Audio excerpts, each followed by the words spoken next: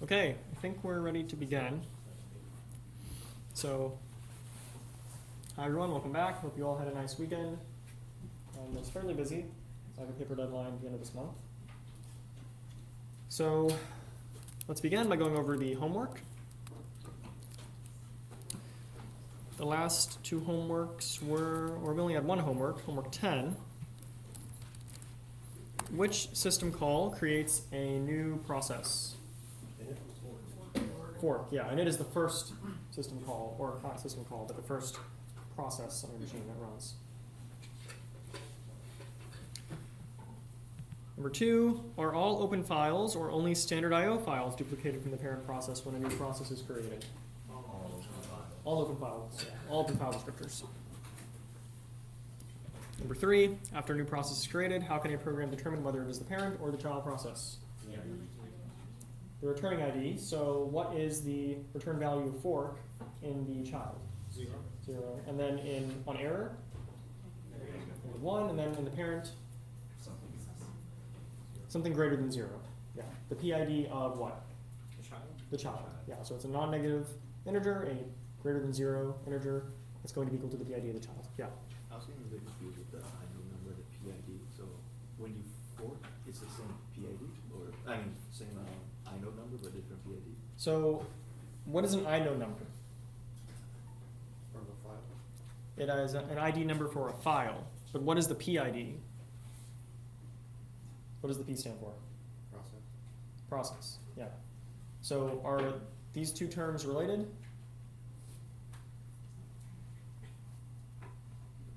So the process is not the file. The process is not the file. Okay. So what is a process? A running program. A running program. But an inode identifies a file. So they're two different things. So they're going to be different. Yeah, they're not really related at all. Yeah. So there's a limit to the truism a few sessions ago that said in Linux everything's a file. Okay, well, you can actually find information on your file system about running processes. So you actually can check that in the /proc directory. But the PID is not really the same as an inode number. So there is some truth there. That's why I say they're not really related, but they are a little related, I guess. Okay, any other questions about that, about PIDs and inode numbers? Okay. So number 4, what system call can change what program a process is running? Exec. What if I wanted to run exec and use my path environment variable, what suffix should I use? So what is L?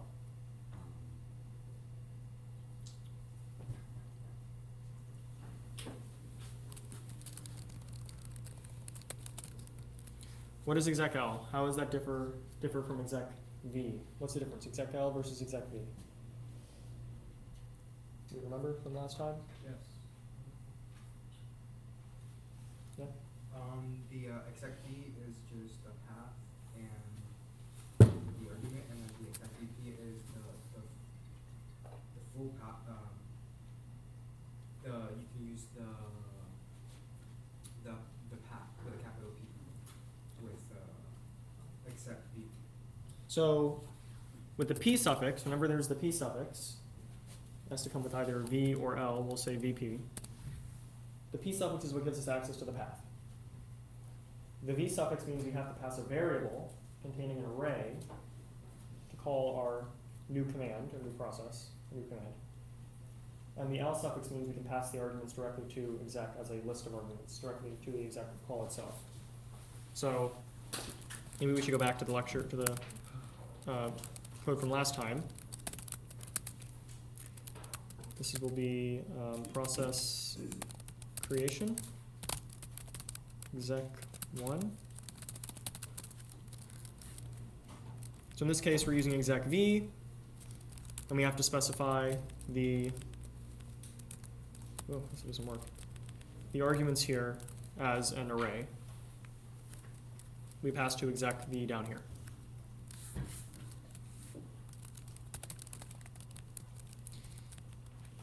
Same thing here. And here we have access to the path because we're using the P suffix, so we don't need to pass the full path to these binaries to exec.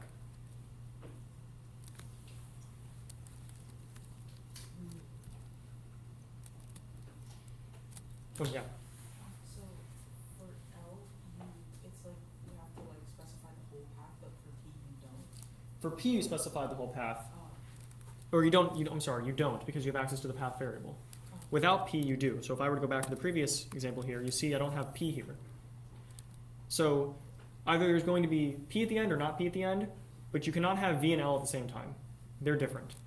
So for L, what I would have to do to use exec L here, I would change out argv for a direct list of arguments here. That's how I would change this to use exec L. And then if I made this exec LP, I could change this argument to just ls.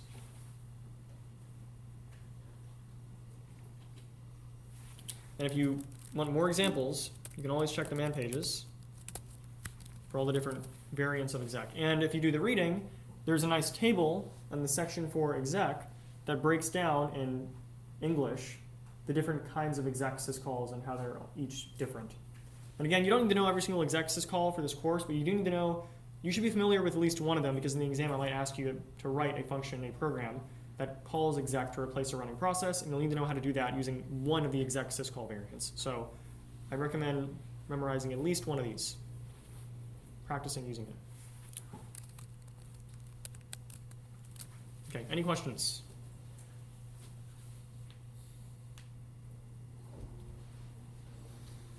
Okay.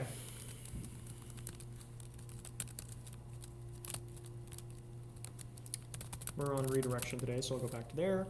Number 5, what is the system call? And number 4, return if the system call is successful.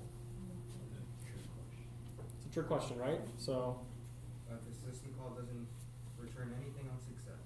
yeah, nothing on success. Why doesn't it return anything on success? Because it doesn't return. It just Because on starts. success, it goes to a different program. Yeah, a new program is replacing the currently running process, and so the code you have after this in your C program should not execute. Okay, any questions on the homework? All right. So today, we're going to be talking about redirection. So I think we had seen redirection before, right, in the command line? Today we're going to be looking at how we can implement redirection in our own C programs using system calls. So just like last time, how we saw how you can basically perform the same thing as how the shell runs a process using fork and exec under the hood, and we were able to see the system calls that made that possible. Now we're going to see the system calls that enable redirection. So I guess small quiz, how can we redirect a program standard out?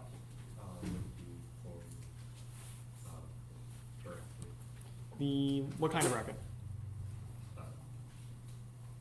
You can draw it. Yeah, the angle brackets.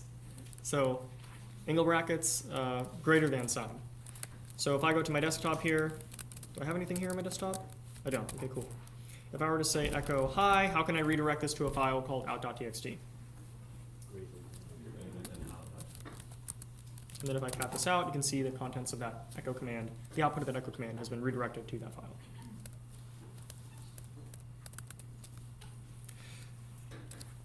How do I redirect standard in?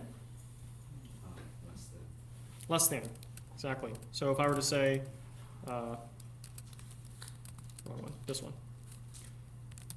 I can say cat read from out.txt, and now I'm reading from that file with cat.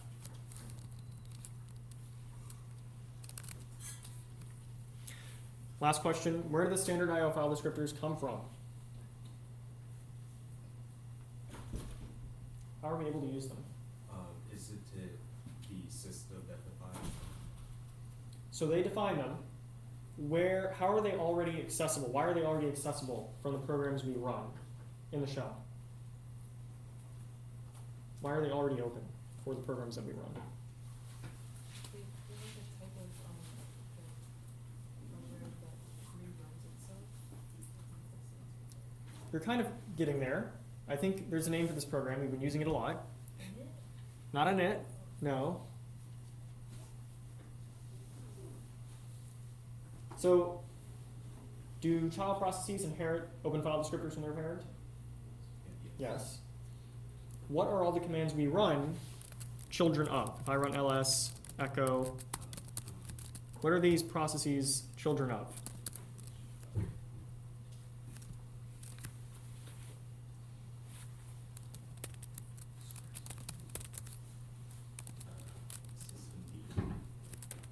So they're ancestors, descendants of system D, I should say. What are they like the direct children of? Bash, right? So any command we run is a direct child of bash. So the reason why these processes have access to standard I/O is because they inherit the open file descriptors from their parent, which is specifically bash in this case. So really, it might seem like a special rule. The shell is opening standard I/O on behalf of these children, but it's really just an application of the general case in which the parent has open file descriptors that the children just inherit. Does that make sense? Any questions about that? Okay. And let me see if I have, so I have some diagrams here that hopefully illustrate this concept maybe a bit more clearly. So these are going to be my pseudo slides for this presentation. I'm just going to be scrolling down this drawing here. What does file descriptor 0 refer to? Standard in, typically. 1 is standard out, 2 is standard error. When we run bash, these file descriptors are already open for us. Now, I'm not really sure how they're already open for us. Maybe it's init that opens them for bash. But the main idea is that bash already has these file descriptors open for us. Each of these file descriptors points to an open file table stored inside the kernel. So there's a level of indirection here. The file descriptors point to this open file table. And this open file table, in turn, points to the system-wide inode table that stores the inodes of each individual file that exists on the system, not necessarily open files.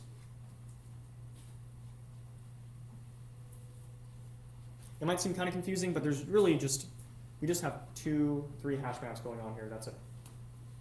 There's some levels of mapping from one to the other. Yeah? I'm a little confused. So like standard in is a file somewhere? Standard in is it's a special file. It's not a traditional file. We can actually probably find out what kind of file it is. I think it'll be in user dev or /dev, I believe, is where standard in is. Yep, standard in. It's right there. Let's do ls stat. It actually points to this here. This is a symbolic link to something else. So what is a symbolic link? A soft link, yeah, that's another name for it, but what does it actually, what does it do? What's the analogy we had said before?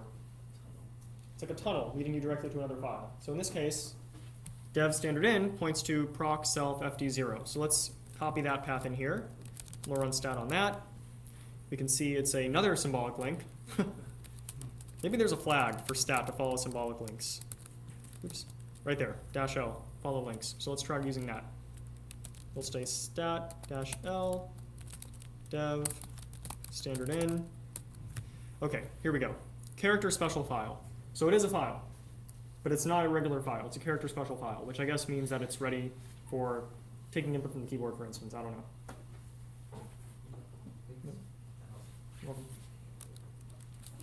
So you can read the Linux documentation, all the different file types to see what this exactly means. The big idea is, on Linux, standard in is a file. It's just a certain kind of file, character special file.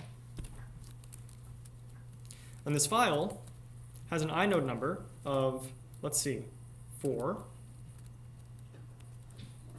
which is different from what I have here, but we'll just pretend at the time I made these slides, my inode number was 167. I guess it changes when your system reboots. I don't know.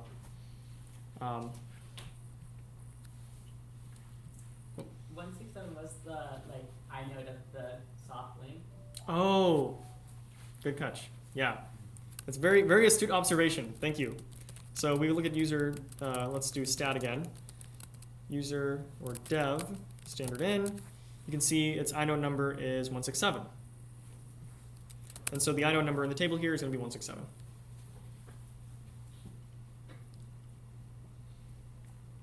All right, so any questions just in this mapping of yeah, file descriptors to open files to inodes.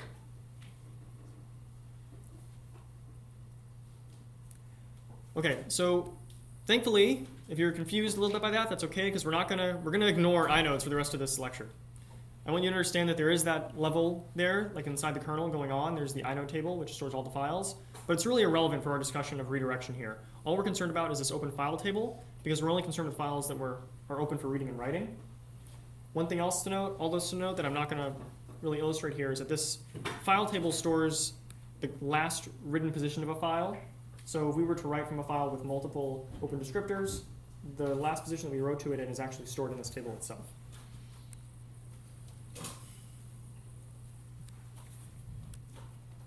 Okay, let me check the notes here.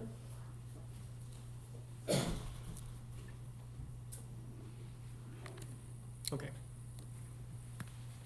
So when we run a program like ls, this is the contents of this directory I've prepared for this lecture today.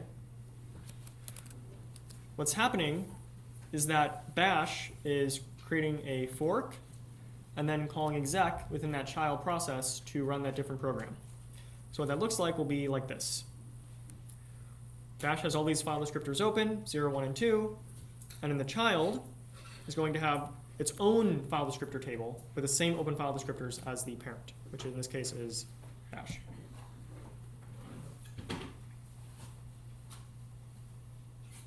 Any questions in this?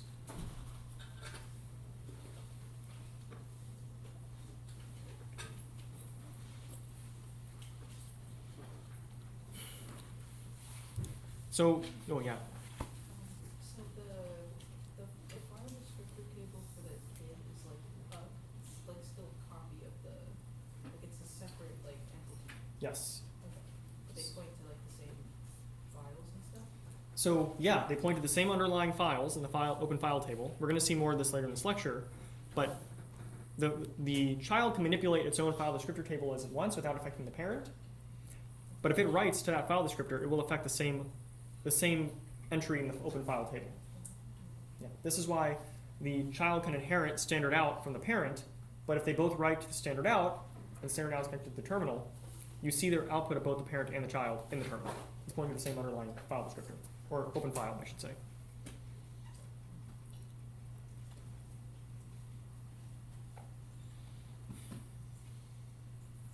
So conceptually, this is all that's going on. When bash runs a new process, it just forks and then executes that process, and the process has access to all the open file descriptors from the shell.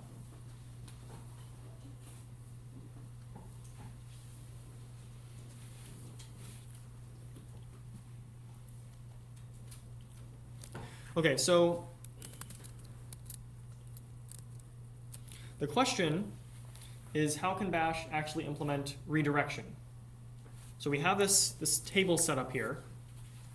How can we implement redirection to redirect the output of bash to another file?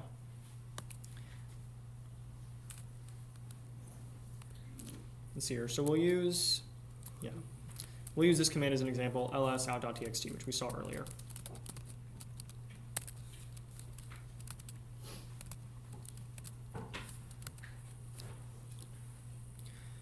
So let's start again with bash by itself. When bash calls fork, and let's also assume there's another open file here, out.txt, which bash opens when you actually run this kind of command. Bash will open that out.txt file first before executing the redirection. It has to open the file first before it can redirect to it. So the next thing bash will do is fork to create the child process, ls. How will the diagram change when we call fork?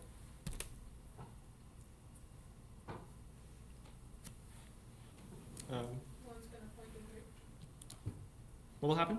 One's gonna point to 3. Close. What happened in the previous line, the previous drawing here? See. So a child process is going to be created with the value for 1 pointing to 3. Let's forget about the redirection first. So no, let's forget about the redirection. First, let's just focus on the fork. So with the fork, we'll just have the same thing as before. The child process will just have a copy of the parent's open file descriptors, or yeah, file descriptors. And I think you both were preempting me with the next question, which is, what do we have to do if we want to redirect the output of standard out for the child to point to number 3? How do we change that? What do we have to do to these arrows?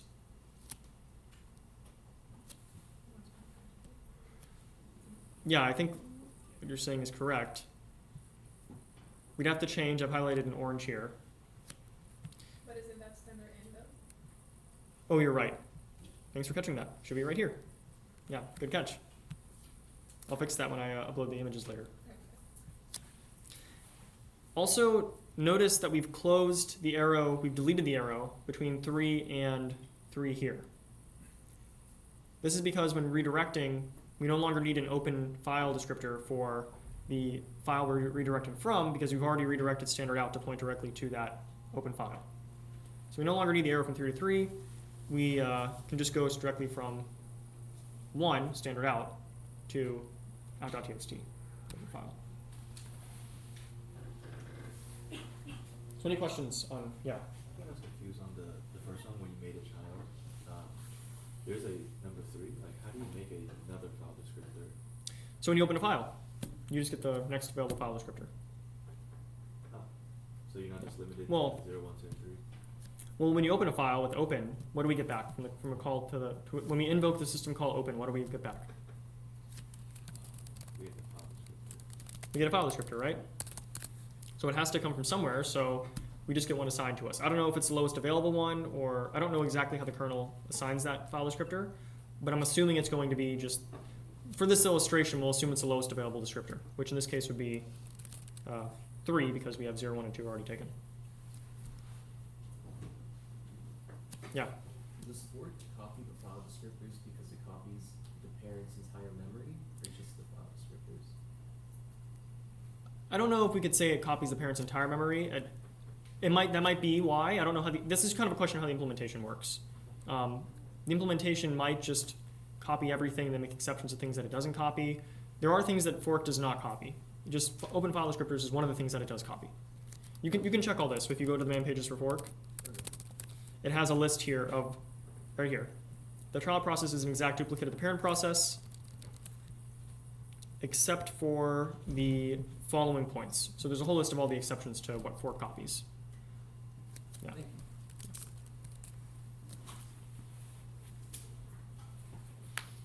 If you close the file descriptor in the child, does that also close it for the parent? So what that would conceptually look like is, let's say we close file descriptor 3 in the child. The parent has its own file table. So if you look at the drawing here with the black arrows, have we gotten rid of the connection between file descriptor 3 and the parent and the open file for out.txt? Have we removed that? No, right? It's still there. So the parent can still write to that file.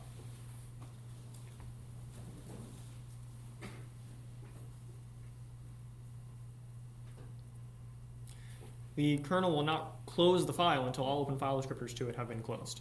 It's still available for writing until everything's been closed.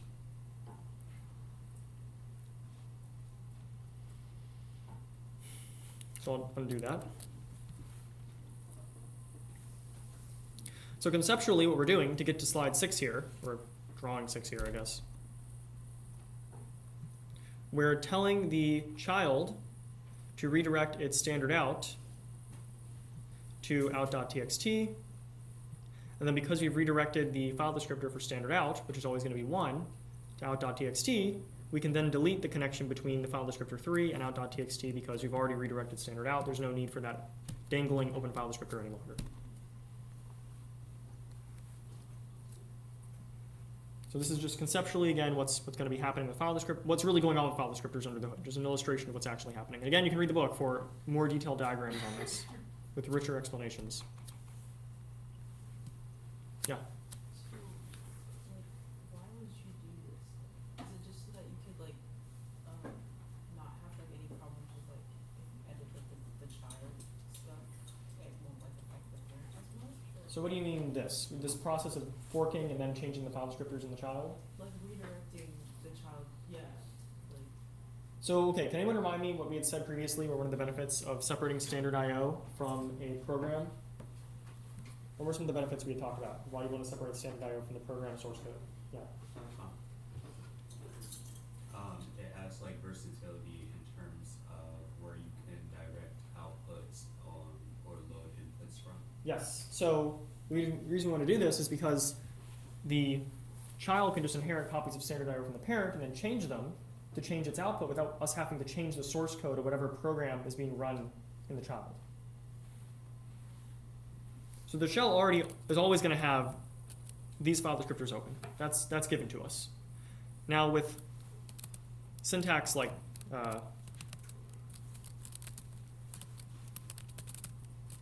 this, with a redirect operator, we can change the child process's output without having to worry about the internals of that child process. Does that make sense? yeah. Okay. Yeah. I understand the part where you make a child, you get the same ones, and then you could switch it. I think the part that confused me is still like when you have that third one. Is that like if you were to, like I don't know, make a program, Hello World, and you would print it to out.txt? Is that what that number 3 is for? This number 3 here? Yeah. The number 3 just represents an open file descriptor for us. We already have out.txt open. This is going to be open for us when we run a command like ls out.txt. Out.txt gets opened first. Internally, Bash will open that first before doing any of the redirection. But it wouldn't be directing from a pre-existing standard out. Like it wouldn't be redirecting from 1 to 3. It would be directing from an existing 3 to 3. So existing, well, Bash has to open the file first. And when it opens this call, as we saw, returns a file descriptor. So then we have to change what that file descriptor, what file descriptor 1 is pointing to point to the open file for out.txt, which is right here. We'll see some code shortly. I want to go over the concept first for these drawings before we go into the system calls, because they're not going to make sense unless you have an idea of what we're actually doing, like the tables here in the kernel.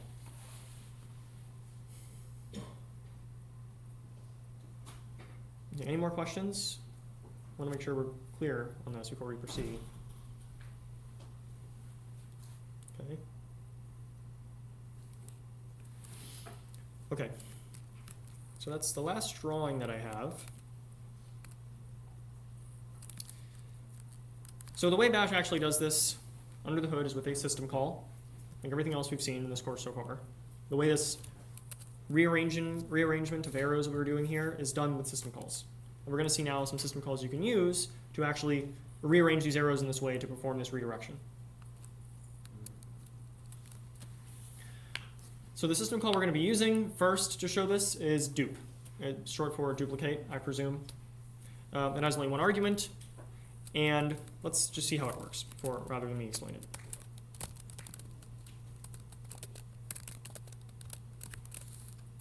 Yeah, dupe 1. We're going to look at this first.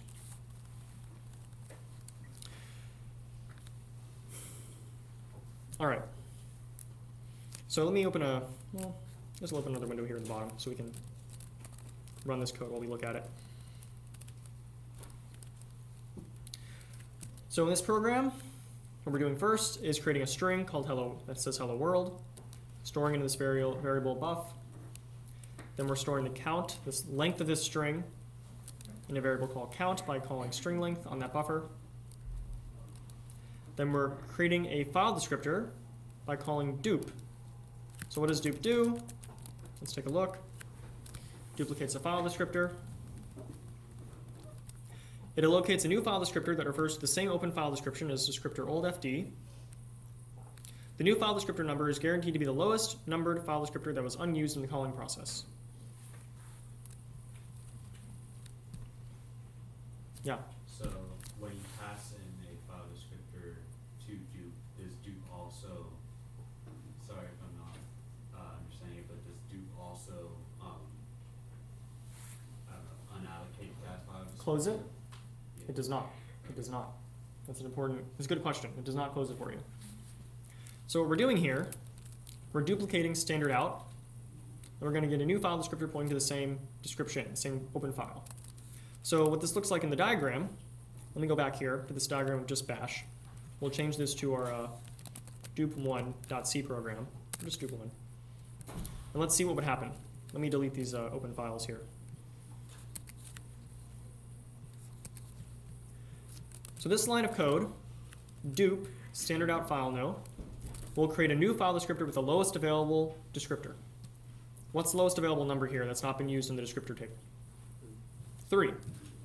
So we get 3, and it will point to the same description as the descriptor we passed. So we passed standard out file no here. So what, if I were to draw an arrow connecting 3 to some entry in this table, what should it connect to? 1, right? Who said that? Yeah, good, yeah. So it connects, 3 should connect to 1 after the call to dup. So now if we can check for errors here. By the way, all these examples are going to lack a lot of error checking, so make sure to do that in your own code. But just for the sake of clarity, I want to remove that error checking. So here we check for an error for dup. Now, since we've already successfully duplicated this file descriptor 3 to point to standard out, we don't need standard out anymore. Sometimes you might need it, but for this case, we'll assume we don't need it anymore. So we can close that file descriptor, effectively deleting the arrow. Now, we still have this descriptor 3 pointing to standard out in the open file table. And here we can write to that new file descriptor using the write system call that we saw before. And then we can close new FD after we're done. So we'll close this arrow once we're done. Now, that all being said, let me make this binary with my makefile that I have. If I run this, where do we expect the text hello world to appear?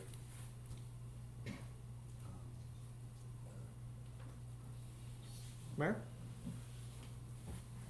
I think it's going to be a file called STT out in caps. So this is a file descriptor, not a file name.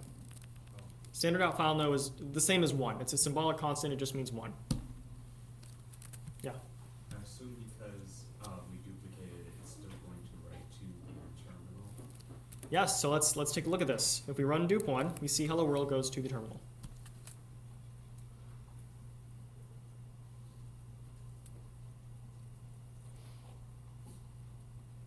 So again, maybe what I can do is make this a bit smaller, put it to the side, and draw this to put this to the left.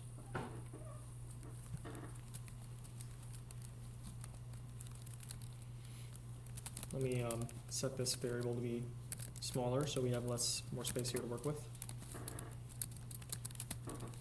Okay. So again, we've redirected. We duplicated file descriptor 1. We'll go back here and we'll go through this step by step again, what we did. We called dup. Dup gives us the lowest available descriptor. And in this table, that is what? Oops. 3. So we have, put that back. 3. 3 should be pointing to, what do we duplicate?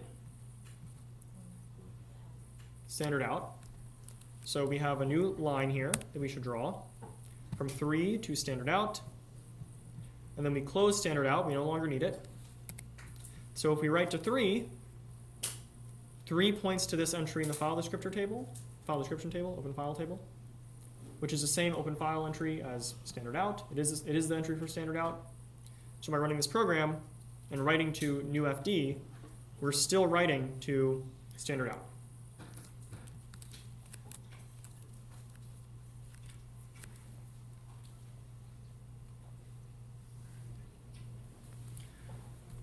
Okay, yeah. Would that be the same process if you were to just open a new system call instead of pointing to standard out, it would just point to a number 3, like you put an out.txt? So if I were to use open, but I'm working, okay, let me ask you, are we still using dup to create the new file descriptor? No, like it was just an open. Just that open. So I don't know how open locates the file descriptor. We'd have to check the man pages for open. It says it will be, let's see here. The file descriptor returned by a successful call will be the lowest number of file descriptor not currently before the process. So yeah, it should be 3 as well, if we just use open. It says it's just the lowest available number, so it should be 3.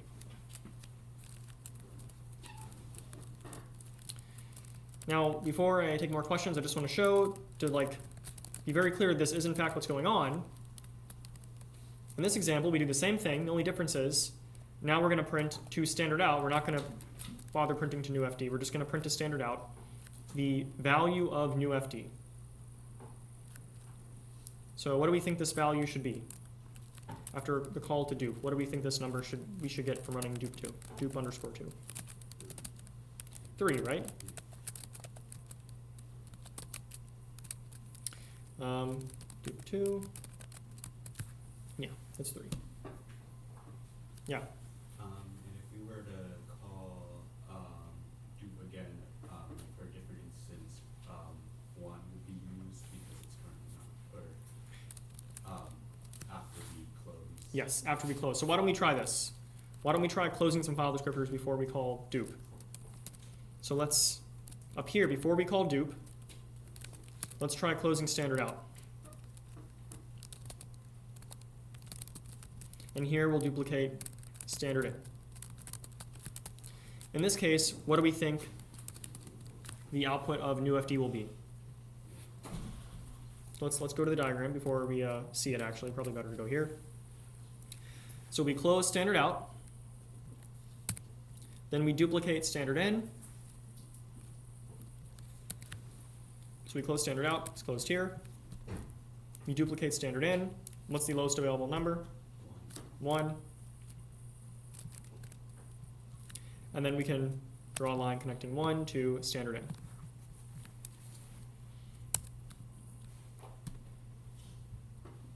So hopefully this doesn't seem like magic. Hopefully we can see what process is going on. There is math and logic behind it.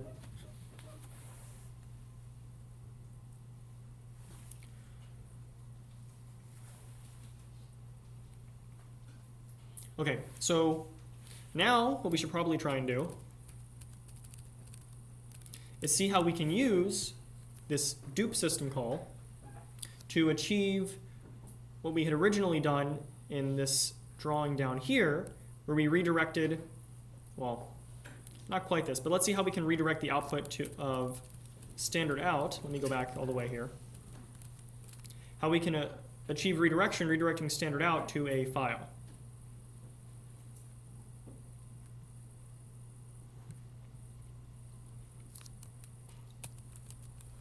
Any guess on how we're going to do this? Redirect standard out? Yeah. So before I attempt to answer, I have a question. Sure. Duplication, that creates a copy, right? Yes. So couldn't you just duplicate and then you could like do this arrow to wherever you want the standard output to be? So we're going to do this all within C code, not from the shell. So we don't have access to the redirection operator.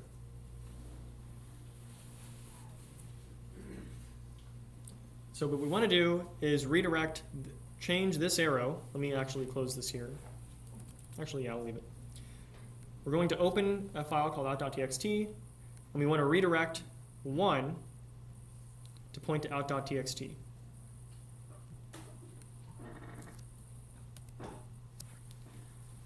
How do you think we're going to do this?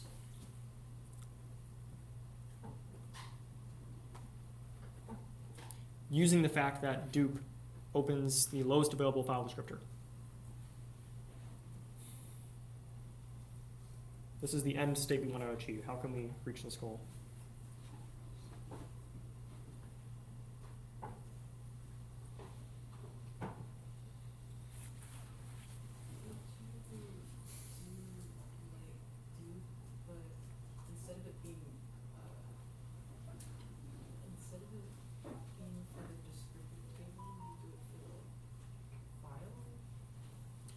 I think I see what you're saying. So instead of,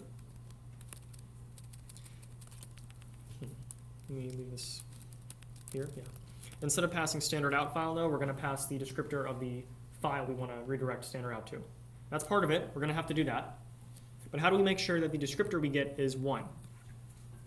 We just close that one first. Yes, exactly. So that's it. That's the trick. So let's open up this dup3 here example. Oh, let me undo that. Dup3.c. So we're going to open this file for writing.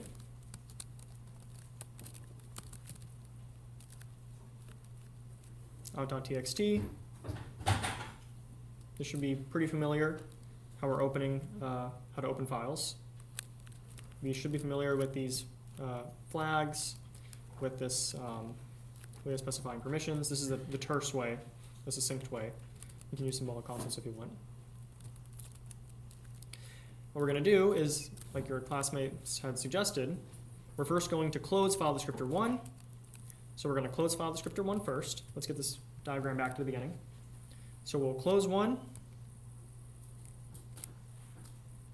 Then we're going to duplicate the descriptor for the open file. And the lowest available descriptor should be 1 now.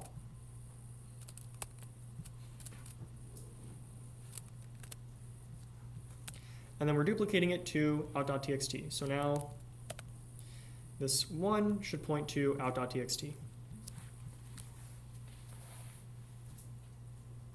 Yeah.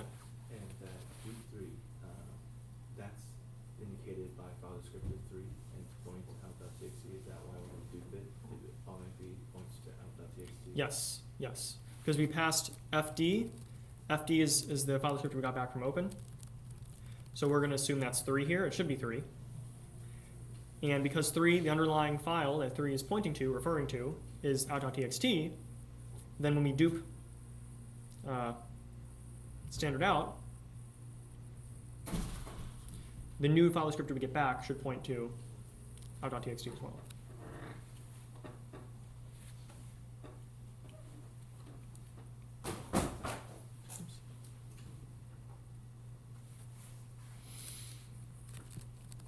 And the last thing we do here is close the original file descriptor for 3, so we can close this one and this one, because we no longer need it. We've already redirected standard out successfully. We no longer need the open file descriptor for that file. So that all being said, notice that we're calling printf, which prints the standard out by default. So we're not redirecting. We're not choosing the fd file descriptor here explicitly. That all being said, if I were to run this code, what do we think is going to happen if I run this? Where's hello world going to be printed to? The terminal. The terminal? So where is 1 pointing to right now?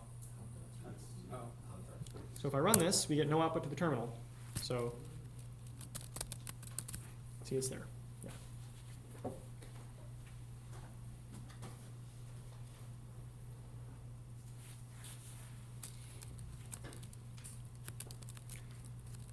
One fun fact that I can't resist throwing in, I was perusing the manual pages the other day, and I found out, to my delight, there's actually a syscall called create, which basically does the same thing as open with those flags, except you don't need to pass those flags. You can just pass this. So it's actually pretty nice. I think it's yeah,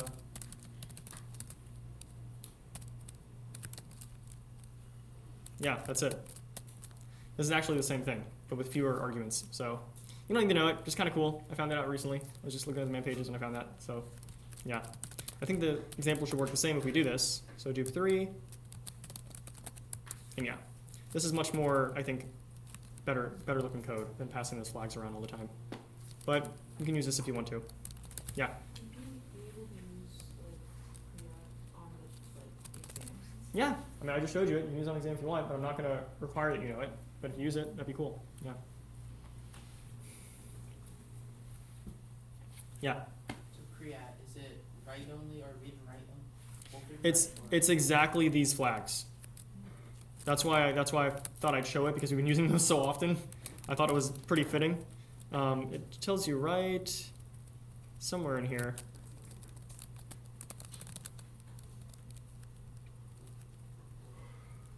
Let's see if we can find it. A call to create is equivalent to open with flags equal to create, write only, trunc. The same exact flags we've been using this whole semester. So I thought it was pretty relevant.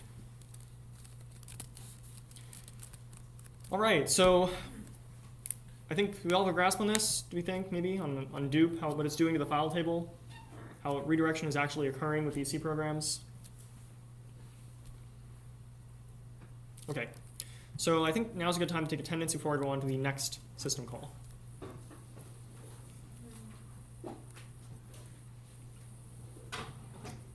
And I will pause the recording for now. All right, so let's return to the lecture now. So this process that we just saw of redirecting standard I/O by doing this really weird approach of first closing the descriptor. This whole approach we did of closing the descriptor and then copying it and then redirecting it that way, just relying on the fact that dupe always opens the lowest available descriptor, is kind of clumsy, kind of error prone. It's kind of annoying to have to remember what all the open file descriptors numbers are and keep track of that ourselves. So to fix this problem, there is another system call we can use. Oops, something exec. Called dupe2. And dupe2 is much nicer than dupe, and it's the one that I recommend you all use for your projects and for the exams. Dupe2 expects two file descriptors, the old file descriptor and the new file descriptor. And it basically does all the things that dupe1 did, but it does it atomically. And it makes sure that the new file descriptor you get back is going to be the same as the one that you pass as the second argument. Yeah. What does atomically mean in this usage? By atomic, I mean it does all the actions we saw the previous one do, the previous approach of using dupe to close the descriptor and then duplicating it and then redirecting that. It does all that at once effectively. It's not indivisible, it's atomic.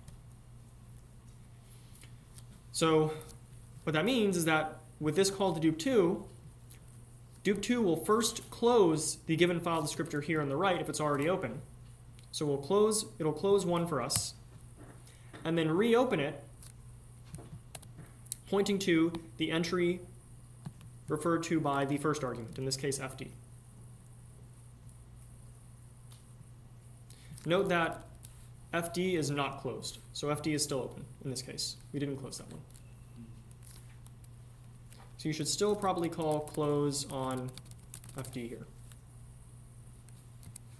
Yeah. I don't know if you already explained this, but why do you close it? Is it like the same as like with memory allocation where you have to like free it at the end of your program?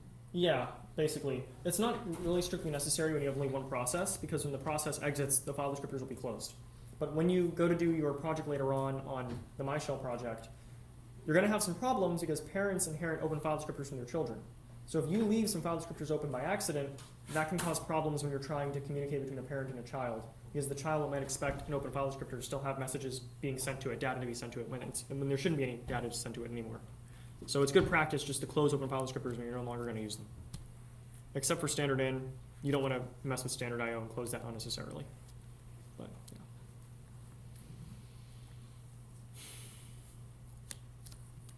So if I were to run this code here, what do we think is going to happen?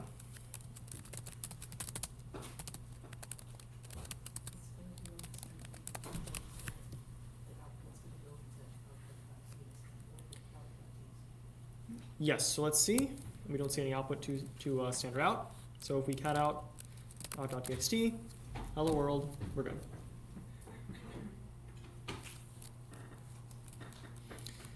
Okay, let's take a look at dupe2. What else do I have here? Dupe2 bytes, dupe2, okay. So in this case, we're going to redirect, oh yeah, question. That first argument dupe2 to FD, was that the one you're trying to open or trying to close? That's the one we're trying to redirect the second one's output to. Ah. So I don't really like looking at the man pages we do because it just shows you old FD, new FD. And the example they give at the bottom, they use the same names, old FD, new FD. It's not really illustrative to me, not very explanatory. So yeah, you'll usually, when you're calling dupe2 in this course, you're probably going to be redirecting either standard in or standard out. The standard file descriptor is going to go on the right. That's how you can remember it. It always goes on the right, the standard I/O file descriptor. So this is something you'll want to practice a few times just to get down to memory. But standard out here goes on the right. So what that means is standard out is going to be the file descriptor, standard out file no, will be closed, then reopened, pointing to whatever the first argument's pointing to, which is out.txt here. And then we can manually close out.txt, that file descriptor number 3, later ourselves.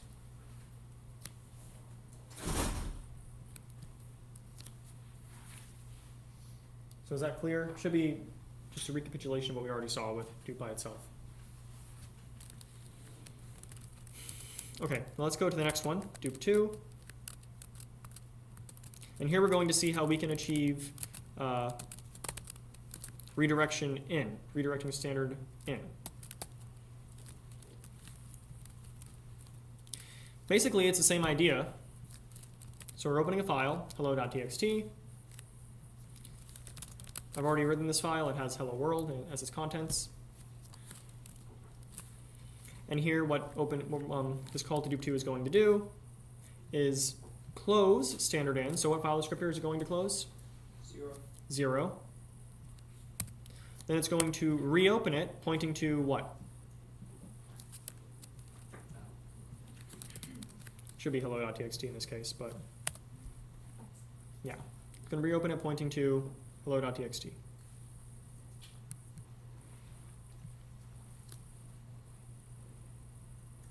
Maybe the arrow should be backwards because we like to think of reading as going to something, but I'll just leave it here like this. And then here we're calling fgetS. Just read the next string, the next line of input, or next, I guess, size bytes. And we're reading from standard in explicitly. I'm passing standard in here as the file we're reading from. And then we're printing what is stored in the buffer S, which is up here. So we're reading size bytes from hello, and then we're printing that number of bytes to S. So if I make this, dupe 2, what's going to happen? What should we print out?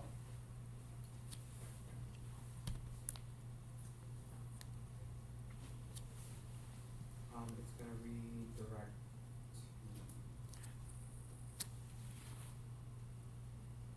Hello.txt. So what did we redirect to hello.txt? Which file descriptor? One. What's in the table here? 0. 0. So what is 0? Standard in. So what are we going to print to? Do we redirect standard out?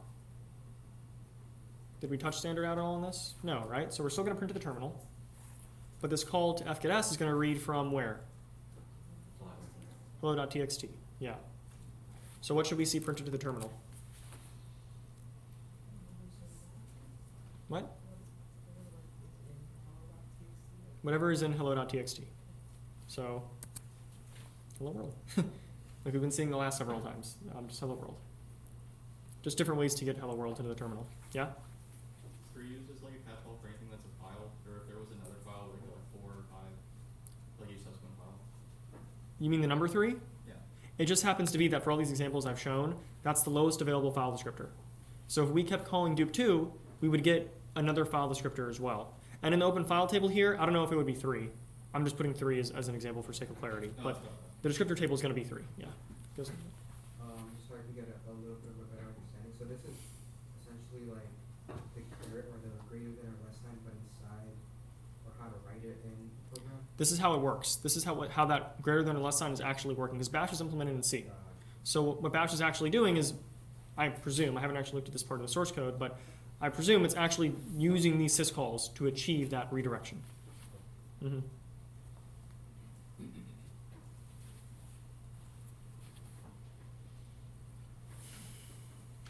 Okay, so let's go back to these examples here.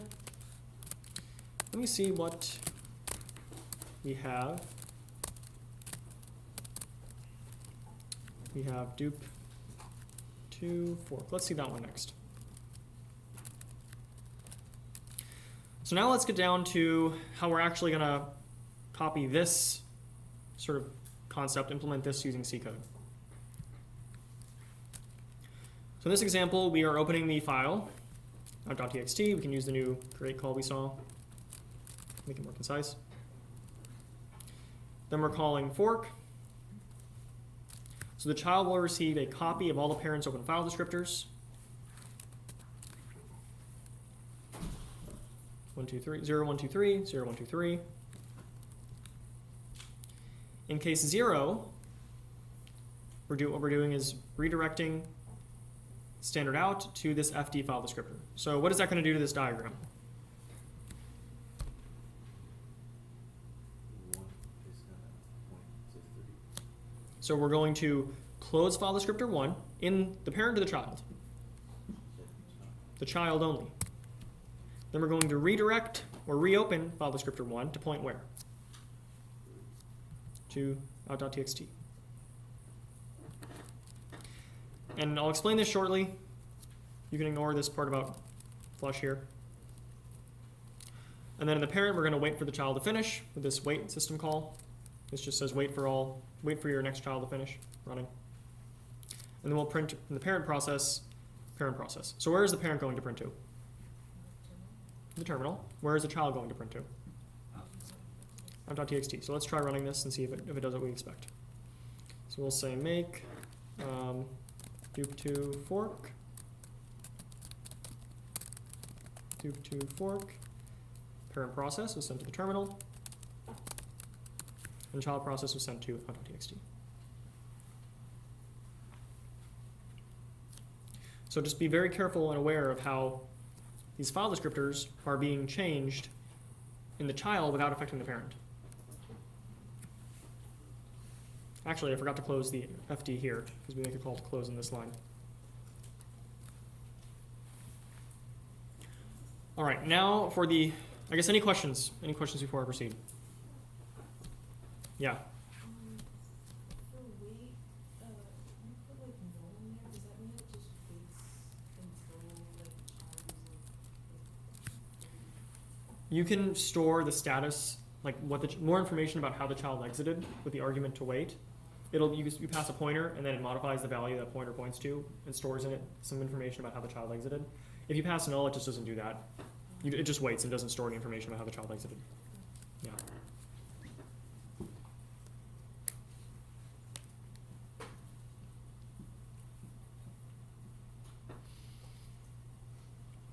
Okay, so yeah, question. This might be outside the scope of this part, so I can tell you if it is. Is there, in writing programs, is there a default correct amount of time that you should set wait to if what you want is adopt a change as soon as something happens? Like a timeout, you mean, for wait? No, like if you want a particular program to check for something, like in real time, to do something as soon as, in terms of human perception, not literally instantly. Is there like a commonly accepted right interval to be using to check? So like polling is what you're referring to, I think. Okay. Yeah, because you don't want to be doing it as fast as the computer can. No, that's really up to you. That's really up to you. Okay. Yeah. There's different. It really depends on you. I mean, there's a Linux command for doing this called watch, which lets you watch for changes and periodically show updates. Okay. So I could actually say here, this is kind of cool, watch-d date, and this will actually update the date it'll print the date every 2 seconds and actually print any changes. It'll highlight them. So, but that's to say, you can configure the interval. There's no preset interval to answer your question. Maybe it's a long way of going about answering your question, but there is no preset interval. You can customize that. There's no standard for that sort of thing. Yeah. All right, that was irrelevant, but any questions about dup? It was cool though. Okay. So now I want to kind of explain this part of the code here, why we're calling this fflush library call. Where does this come from? Well, this is because I could ignore this and we can call exit, not have to worry about it, but the problem is when we're calling _exit here, do you remember why we call _exit and not regular exit in the child? Before I continue? Yeah? We don't want to interrupt our parent process. We don't want to interfere with their parent process. We don't want to call regular exit because that triggers exit handlers the parent might have set up. And that's bad practice to do that in the child. We want to make sure only the parent is doing that. So we use underscore exit to avoid triggering those exit handlers. But what that also means is that we don't get our file descriptors flushed automatically for us. So when output is written to a file descriptor, to a file, the output is actually stored in memory in a buffer first. It's not immediately written to disk because that would be slow, it would be not very performant. So there's in memory, in RAM, buffers that outputs are stored to. And then at certain points, which I'm not really all too sure about, the kernel will actually flush those buffers and write their contents to disk to make the content synchronize with what's in your program. This happens for you when a program terminates, if you exit with the regular exit library call. But if you use underscore exit, you have to make sure to manually flush your buffers before you exit for the program terminates. So it's just an unfortunate detail of how we have to follow best practices here using underscore exit. We have to call this flush syscall ourselves. Yeah. If you didn't flush it, would there be like a memory leak or memory that's hanging inside the parent dish? So you wouldn't get a leak, but some output just wouldn't be sent to its destination in the end. So that's a good question. Now let's comment out this flush call and see what happens if we don't do that. That's what I was going to do next, actually, so good question. Now if I run this, the parent still says parent process, but out.txt has nothing in it. Because the memory, the bytes that the child was trying to write to out.txt, they were stored in the buffer in memory, and we didn't flush that buffer, so when the child process terminated, that just wasn't sent to out.txt. Yeah? So flushing it like outputs like the stuff in the buffer, but it doesn't get rid of it, right? I don't think it deletes it from the buffer. I think it just copies it over. Flushes it out, right? Yeah, yeah. I mean, effectively, it probably does delete it because you don't have buffer. You don't like multiple times write the same contents in the same buffer with subsequent calls to flush. I think it probably clears the buffer too. I'm actually not exactly sure what it does under the hood there. So probably the man pages and check. But you have a question? Or? Okay. Yeah. Yeah. What do you mean by buffer? Is that flush like closing out all those arrows? Or? It's not really related to this. By buffer, I just mean a place in memory, a place in RAM, where the bytes that we're trying to write to this file, out.txt, are stored temporarily until the kernel finds a better time scheduling-wise to write them to that file. But if we terminate the process before flushing it, then the bytes just don't get written. So and because we're exiting with underscore exit, the kernel's not going to write this for us. We're going to have to manually flush the contents of that buffer to that file. And why'd you say it's slower if you don't have a buffer? Wouldn't it be faster to just write it straight to? Well, okay, this is more about a computer architecture problem, question, or operating systems question. Writing to disk is very slow. Writing to memory, like RAM, or the cache even, is much faster. So if you were to write to disk every single time you made a syscall to write, your program performance would take a hit because you're constantly going to main memory. The analogy is like writing to RAM is like going from your bedroom to the kitchen to get a sandwich, but writing to disk is like going all the way to Publix to buy a pub sub. That's like how much slower it is by comparison. You can take a computer architecture course to really see more details on this, but yeah.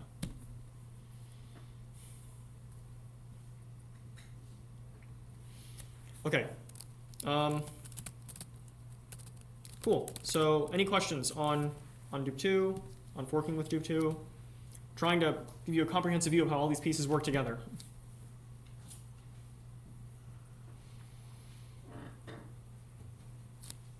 Okay, so let's go on to the last example. We're going to combine fork with exec in Dupe 2 now. I'm going to change this to create again because I like how it's so much shorter. Here it's going to be pretty similar, the same thing, almost.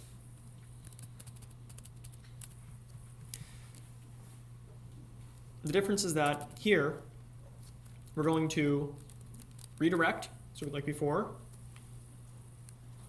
Standard out will be closed in the child, and then reopened, pointing to fd, out.txt. Now we're going to close fd, so we'll delete this arrow here. Now we're creating an argument array variable for a subsequent call to exec VP.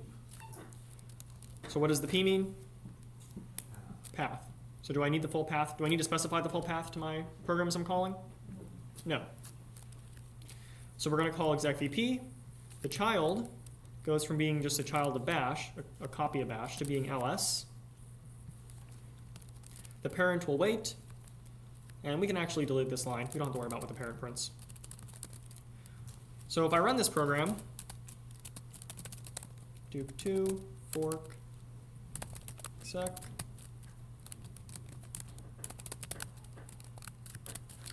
what do we think will happen?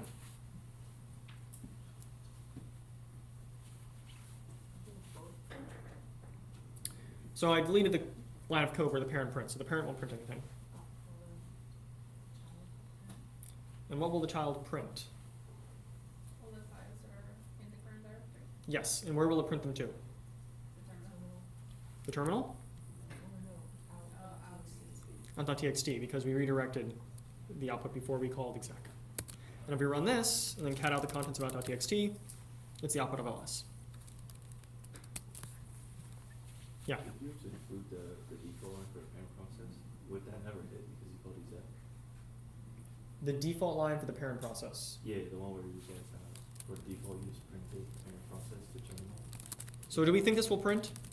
Would it not because you called exec, so the rest wouldn't? You're calling exec in the child. We're calling exec in the child, right? So the child process is what's getting changed into ls. This is why you often see, well, again, this is how bash implements all these commands we run, because we don't want to change bash for ls. We just want to run ls and then keep doing things in bash. That's why you create a file child first with fork and then run exec inside the child. Fork exec is a very common idiom for that reason. By idiom, I just mean like saying or a thing you often see in programming. Yeah.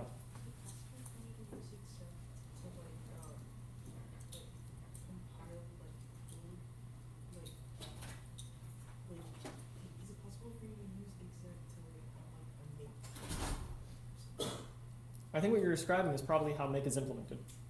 Using fork exec to run compile jobs, that's probably just how make works. So you're kind of coming to the conclusion of how to create make, which is good. I think that's good. Yeah.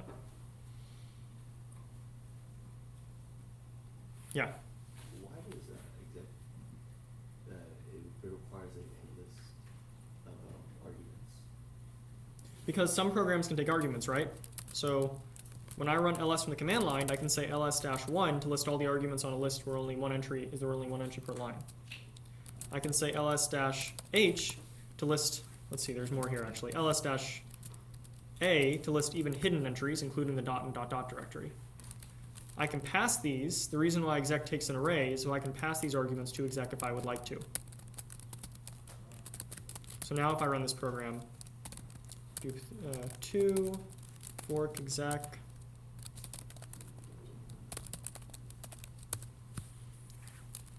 and cat out out.txt, you can see the hidden files are now included as well. Oh, good question.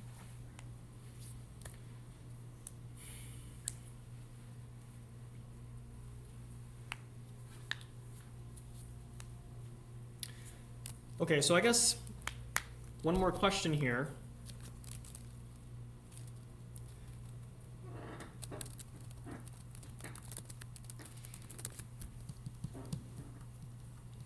I guess maybe something I'll point out then, not really a question, is that with all the stuff we have now, we almost have everything we need to write our own shell, our own bash, essentially.